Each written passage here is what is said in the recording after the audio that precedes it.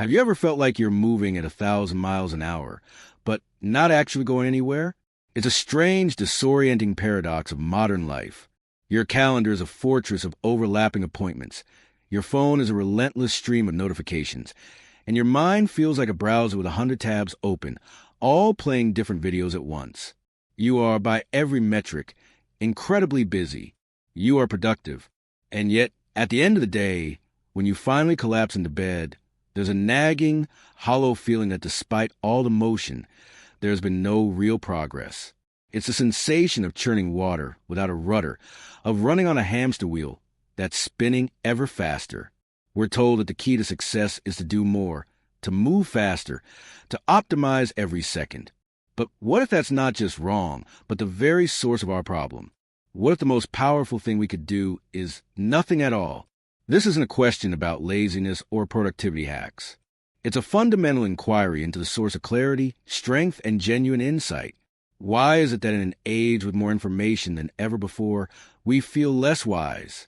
Why, with more tools for connection, do we often feel more isolated? It's this very question, this deep-seated frustration with the noise of the modern world, that became an obsession for a man named Benjamin Scott. He wasn't a monk or a philosopher living in a remote cave.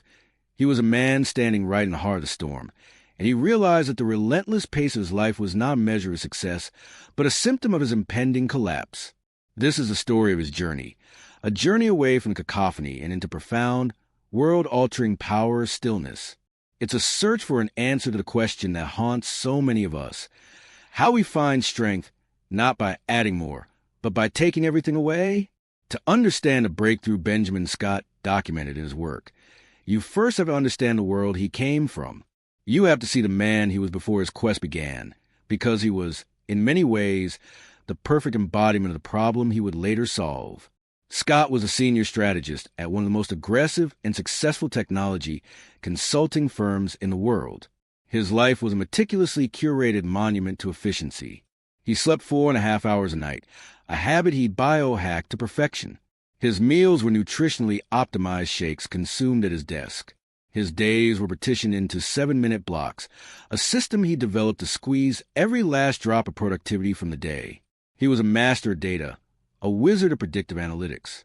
He could look at a dozen spreadsheets, absorb terabytes of market research, and in a matter of hours, chart a 5-year growth strategy for a global corporation. He was celebrated, he was wealthy, and he was utterly, terrifyingly empty. The very tools that made him successful were hollowing him out from the inside. His mind, once a sharp instrument of analysis, had become a frantic echo chamber. He couldn't hold a single thought for more than a few seconds without another, more urgent one barging in. He would find himself in the middle of a billion-dollar negotiation, and his mind would be worrying about an email he forgot to send, a notification on his phone, or the fluctuating stock price of a company he had no stake in. The constant influx of information had destroyed his ability to distinguish the important from the urgent. Everything was urgent, and therefore nothing was important. His crisis point didn't arrive in a single dramatic explosion, but as a slow, creeping erosion of his own competence. He started making small mistakes, overlooking obvious details in contracts. Then the mistakes got bigger. The breaking point was a project for a major logistics company. He and his team had worked for 6 months, building a complex optimization algorithm that was supposed to save the company hundreds of millions of dollars. On the day of the final presentation, standing before the entire board of directors, Scott had a moment of terrifying clarity. He looked at his own slides, at the intricate charts and confident projections, and realized there was a fundamental flaw in the core logic, a simple, almost childish error and assumption that he and his entire team had missed for half a year. They were so busy processing data, so focused on speed and complexity, that they had failed to stop and ask the most basic, fundamental question about the problem they were trying to solve. The project collapsed. It was a professional humiliation, but for Scott, it was something far deeper. It was a spiritual crisis. His entire identity, his belief in speed, data, and relentless optimization had been proven not just wrong, but catastrophically fragile. He had all the answers, but he had forgotten how to think. He walked away from his career, his meticulously scheduled life, and the city that celebrated his brand of frantic productivity. with only one goal: to figure out how to hear himself think again. His journey began not in libraries or business schools, but in the most unlikely of places. He sought out people who had mastered skill that seemed almost alien to him: the ability to do one thing and one thing only with absolute unwavering focus. This search led him to a small, dusty workshop in the mountains of Switzerland, the home of a master watchmaker, a man in his late 80s who had spent 70 years of his life at the same wooden bench. When Scott first entered the workshop, his old mind, his strategist's mind, reeled at the inefficiency of it all. The old man would spend an entire day polishing a single microscopic gear. He would sit for an hour in complete silence, just looking at the movement through his loupe, not moving, barely seeming to breathe. To Scott, this was a waste of time. He could have outsourced this, automated it, scaled it. But as he spent days and then weeks in the silent presence of the watchmaker, he began to see something else. He saw that the man wasn't just polishing a gear. He was entering a state of communion with it. The silence of the workshop wasn't empty. It was full. It was full of focus, full of intention, full of a deep, resonant quality of attention that Scott had never experienced. The watchmaker didn't have a phone. He checked his mail once a week. He spoke only when necessary. He had intentionally stripped away every possible distraction from his environment. This, Scott realized, was the first principle. He called it intentional disengagement. It wasn't about simply taking a break or going on vacation. It was a conscious, deliberate, and often difficult practice of carving out a space, both physical and mental, that is completely free from external input.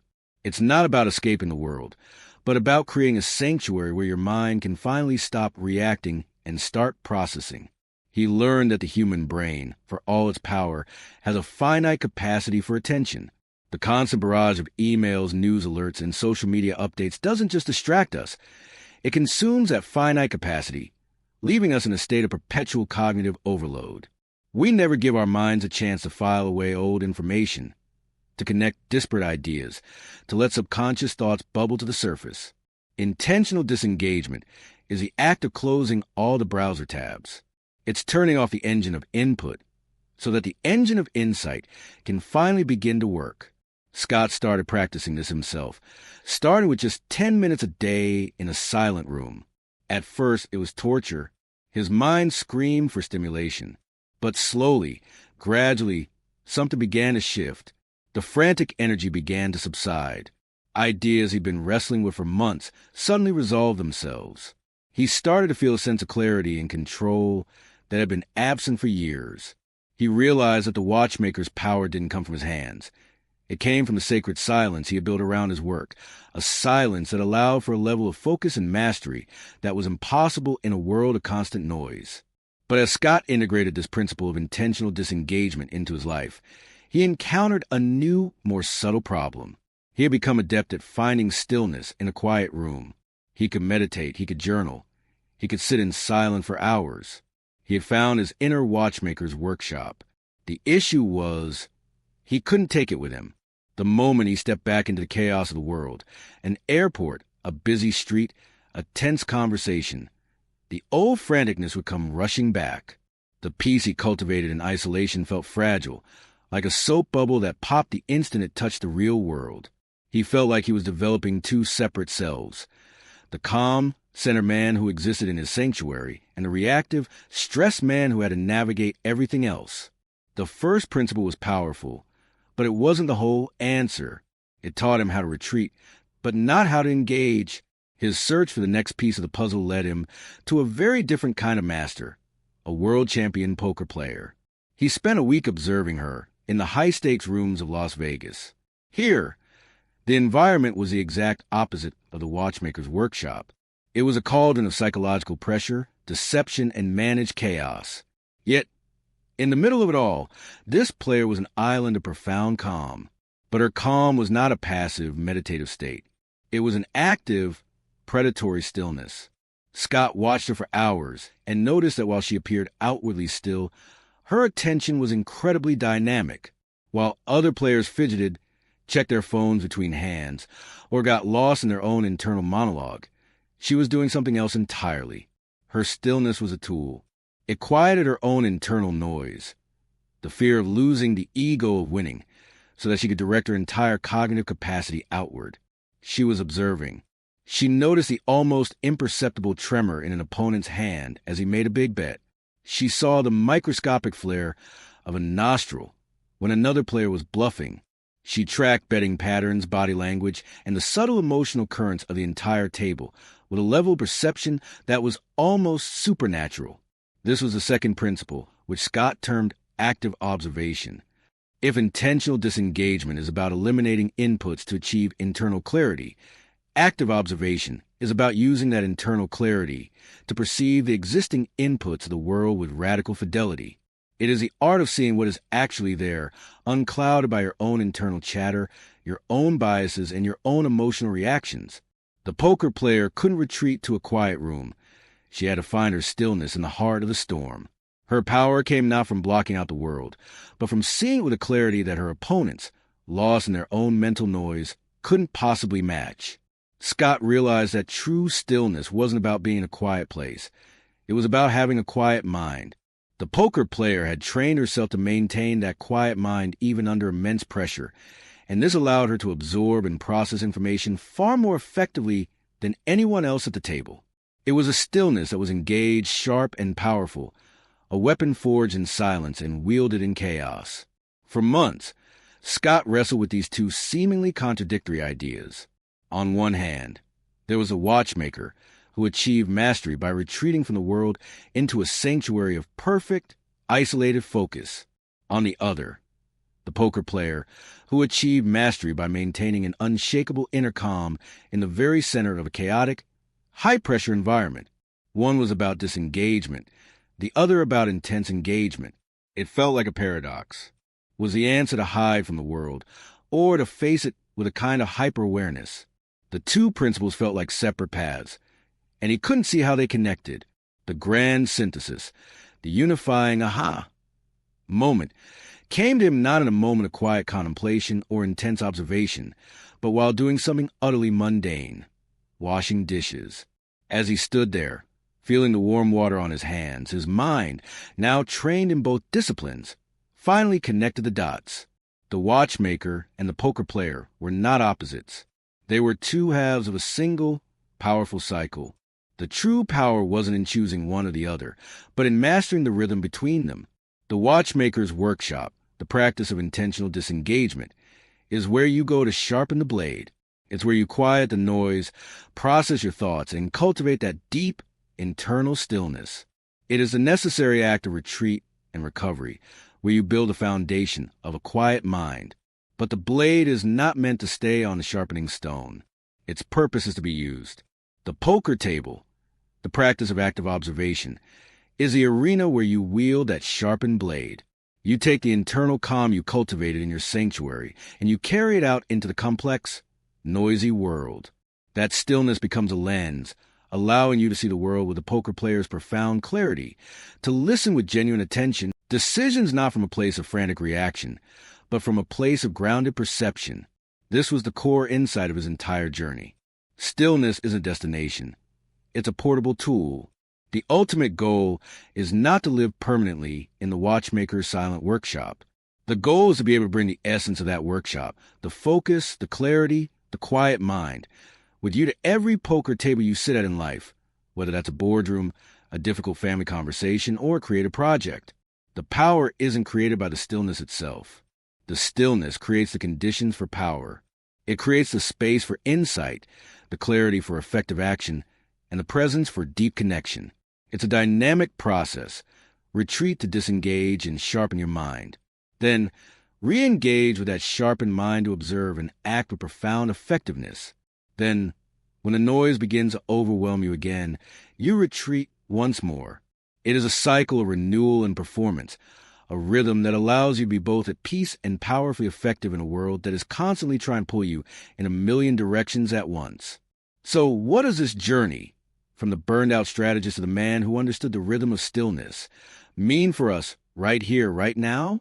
It means that the feeling of being overwhelmed, of being busy but not productive, is not a personal failure. It is a natural consequence of living in a world of infinite input, without a system for managing our own minds. Benjamin Scott's story gives us that system. It's not another productivity hack to cram more into our day. It's a blueprint for changing the very quality of our attention. The first step is to build your own watchmaker's workshop. This doesn't require a trip to the Swiss Alps. It can be 15 minutes in a quiet room before your family wakes up. It can be a walk in a park without your phone.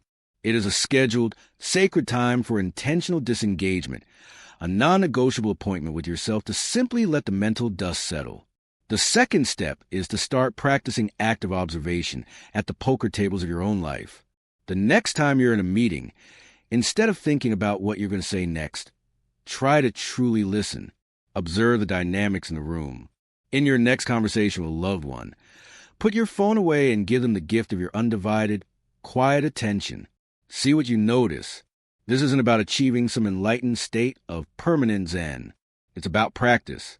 It's about building a muscle. You retreat to your workshop to build it, and you go out into the world to test it. The journey we've explored today is more than just a collection of interesting ideas. It's a lifeline. Understanding is the first step, but the real transformation comes from practice. If this story resonated with you, if you feel that call to find the signal in the noise of your own life, then I invite you to join a community of people committed to that very practice. Subscribing is more than just a click. It's a commitment to yourself. It's a small, intentional act that says you are ready to stop just reacting to the world and start engaging with it from a place of quiet strength. Because in the end, the most profound power isn't found in the person who shouts the loudest, but in the one who has cultivated the stillness to truly listen.